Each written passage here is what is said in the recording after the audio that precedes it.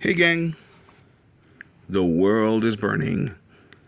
The person who is in charge is a convicted felon, and he wants to be able to send people away under the guise of them being criminals when he has no proof. And he wants to be able to send them away to a concentration camp in another country. This includes you if you're a citizen. But let's talk about something frivolous to take our minds off of it. So, welcome back to another edition of Toys I Did Not Own as a Kid. Today we are going to be talking about Gobot Turbo. Turbo was a guardian from the series Challenge of the Gobots, which was released in 1984 here in the United States. And he was voiced by Arthur Burghart. The Gobots was a toy line released by Tonka in 1984. The same year that the series was produced, or released rather. I don't remember if I said 1984 or 1988 at first, but the series was released in 1984. And this was one of the main characters that appeared in almost every single episode. He wasn't the second in command. Our leader back there for the good guys is Leader 1. And of course the bad guys is Psykill. Anyway, so he was... like I said, a Gobot Guardian, one of the good guys, and voiced by Arthur Burghart, and Challenge of the Gobots. But the original toy line was Machine Robo, which was released in Japan in 1983. This is MR07, which was a named Supercar Robo. Machine Robo was the toy line originally featured designs turned in by children, so I'm pretty sure that Turbo was one of them. He's supposed to be a concept car, but he was never given a brand or anything, so I'm pretty sure that this is one of the designs that the children came up with. In the series, he and Crasher back there are pretty much big time rivals, and it turns out that the reason why is because they're supposed to be the fastest cars, and so that gives them a rivalry. The way that they played it, though, honestly, since Crasher was a female in the series, it almost seemed like they once had a relationship and now they live to antagonize each other. So Turbo was in comparison to maybe to the Transformer series, I would probably say Ironhide was the closest thing to Turbo's character. Turbo was very headstrong and he always wanted to fight. Leader 1 had to calm him down, and there were times when he went ahead and did not listen to Leader 1 and got himself in trouble for going ahead with a fight without Leader 1's permission. There you go. As you can see, it's a very simple transformation. You just bring down the legs and bring the arms out, and then you flip the head.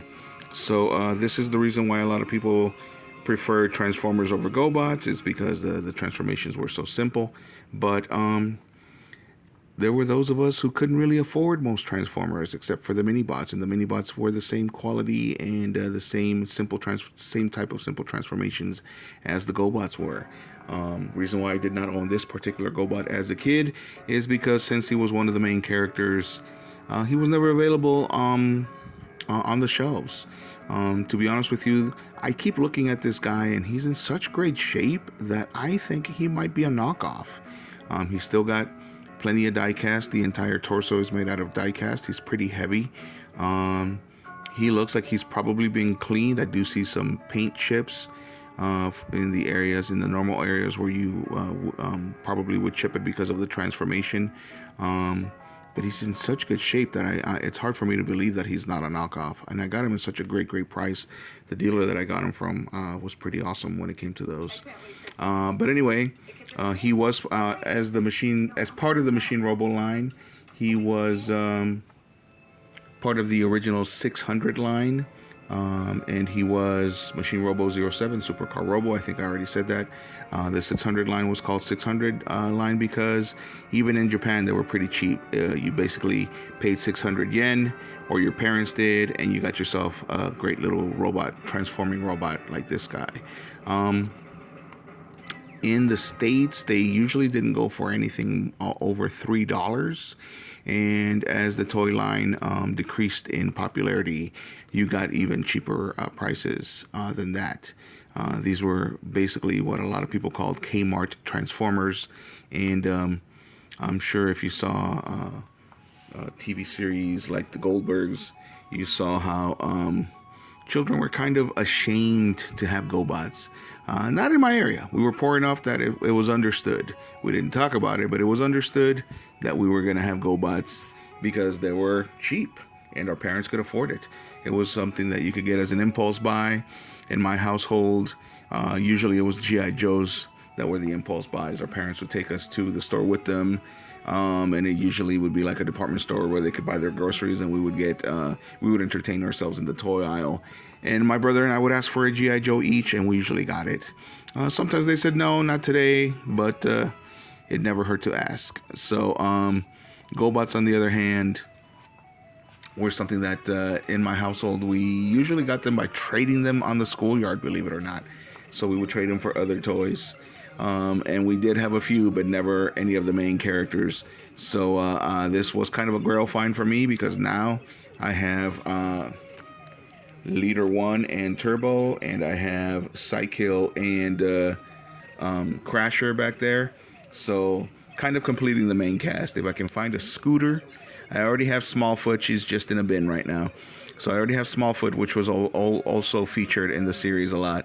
So if I can find like a Scooter and a Copter, then that would be awesome. But I would have to find them at a decent price, like I did these two, which was definitely under $20 a piece. So for all of these guys, so which is going to be hard because Scooter and Copter are never ever, if they're complete anyway, under $20. So but anyway, this video is getting long, and because I'm talking about GoBots, I love them, guys. It's still a great way to have a collection. They're still unpopular enough that you don't have to spend an arm and a leg to have a decent collection, as long as you're willing to buy them unopened. And I highly suggest it. I also highly suggest watching the series. The series is way more concise than the Transformers series. Once you get over the design that Hanna-Barbera did, the animation isn't necessarily bad. It's just much different. But the storyline is amazing. They did things that the Transformers would copy 20 years later. So if you're able to either watch it on DVD or on a streaming service, I highly recommend it. Anyway, as usual, if you like the video, hit a like, and if you like the content, subscribe. And thanks for watching, gang.